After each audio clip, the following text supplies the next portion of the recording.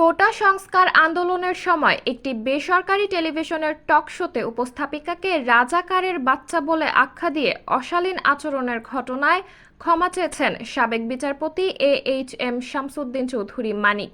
সোমবার 12 August supreme কোর্টের জ্যেষ্ঠ আইনজীবী অ্যাডভোকেট ফাউজিয়া করিম ফিরোজের কাছে লিখিতভাবে এ ক্ষমা প্রার্থনা করেন তিনি। এর আগে অশালীন আচরণের ঘটনায় জাতির কাছে প্রকাশ্যে ক্ষমা চাইতে রোববার মানিককে লিগ্যাল নোটিশ পাঠান ফাউজিয়া করিম ফিরোজ। নোটিশে বিচারপতি মানিককে প্রকাশ্য ক্ষমা চাওয়ার পাশাপাশি উপস্থাপিকা দীপ্তি চৌধুরীর কাছে লিখিতভাবে ক্ষমা চাইতে বলা হয়। ক্ষমা না চাইলে সাবেক বিচারপতি মানিকের বিরুদ্ধে আইনগত ব্যবস্থা গ্রহণ করা হবে বলে নোটিশে উল্লেখ করা হয়। এর জবাবে সাবেক বিচারপতি মানিক লিখেছেন, তিনি একজন হাইপারটেনশন ও ডায়াবেটিসের রোগী।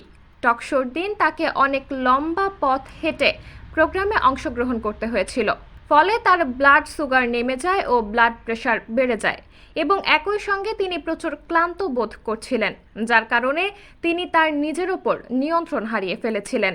তিনি তার এরূপ আচরণের জন্য উপস্থাপিকার কাছে গভীরভাবে ক্ষমা প্রার্থনা করেছেন। এ বিষয়ে ব্যারিস্টার কাজী মারুফুল ইসলাম গণমাধ্যমকে বলেন, সাবেক বিচারপতি AHM শামসুদ্দিন চৌধুরী মানিক সিনিয়র অ্যাডভোকেট ফাউজিয়া করিম ফিরোজকে তার পাঠানো আইনি নোটিশের জবাব দিয়েছেন।